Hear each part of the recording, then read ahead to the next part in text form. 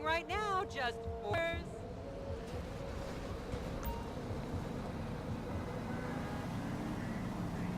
Vinewood's oldest and least pleasurable tour company. Forget the rest. Go with the least. What in 7 hells?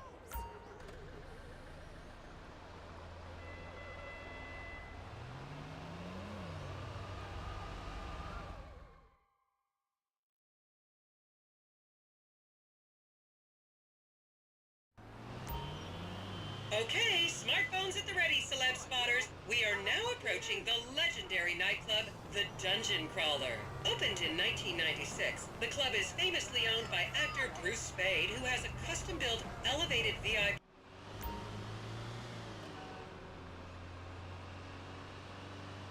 Oh, and now a treat for you closet glam rockers on board. We're coming up to the infamous Tequila La Rock Bar. Back in the day, this was a restaurant run by the mob until it got shut down over the Adam's apple in the soup controversy of 1982. It reopened as the Tequila La Bar in 1983 and soon became a mecca for hair metal bands and fans from across the country. It's rumored that the Love Fist song Dangerous Bastards was written about a night they partied here on mescaline with some transgender twins.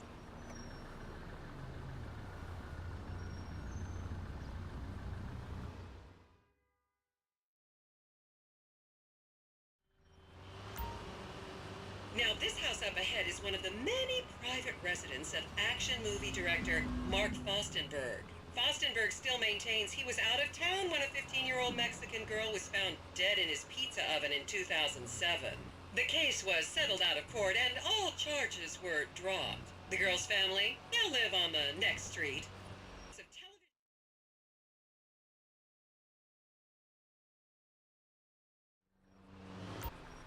This is the home of celebrity wild child Martha Turn.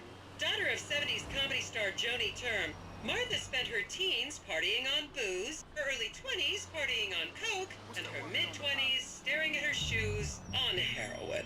Her tell-all autobiography about the difficulties of growing up really rich in Vinewood only sold 30 copies last year.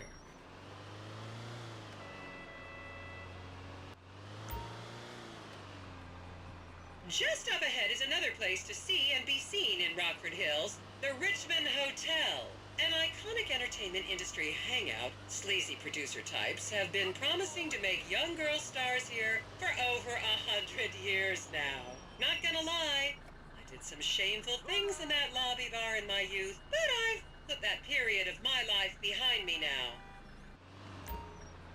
Here you can see the landmark Weasel Theater, which was opened here in Winewoood in 1930. Some of the biggest movies in history have premiered at this theater, including Blue Blood, Shoulder of Orion, and The Many Wives of Alfredo Smith. You might remember the controversial premiere of the gladiator comedy Lions and Donkeys in 1984, when star Chip Hampton walked up the red carpet with 2 slaves in chains. Hey, cabrón! And now to our left, ladies and gentlemen, is the famous Richards Majestic Studios. The product placement for classics like Nelson and Naples and Rum Runner and the not-so-classics like Vinewood Zombie and Shoulder of Orion 2 was shoehorned into the final edits right behind those very gates. Everyone has a favorite Solomon Richards movie. An American Divorce really helped me through a difficult time when I was bankrupting my first husband. Oh, come on, don't people in the Midwest watch movies? You must have seen Defender of the Faith. No? Wow, tough crowd. That shook me up. Okay, people, get those cameras out. This is Portola Drive. You won't get a better chance to spot a celebrity in its natural habitat. As you can see, the recession hasn't hit this part of town very hard. These are some of the most offensively high-end designer stores in the country. And now, some fun trivia for you. There have been a number of movies shot on Portola Drive, mostly awful ones about rich idiots, including the blockbuster 2005 romantic comedy, Shoe Whore. It's credited with sending women's rights back 50 years. The store we're passing now is where British star Charlotte Crown was caught on film in the changing room, eating and purging the same burrito over and over again, just like a dog.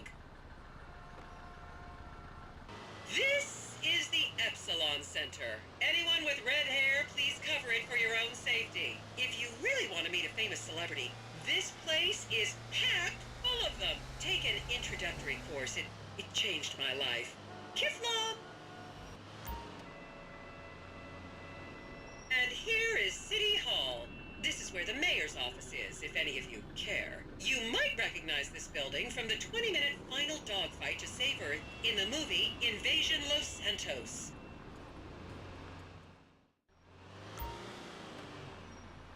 And here we have the beautiful Oriental Theater. Riots broke out on the theater's opening night in 1928 as desperate fans tried to get upskirt shots of the legendary silent movie star Marion Turner, much like you're doing today, except with really heavy cameras.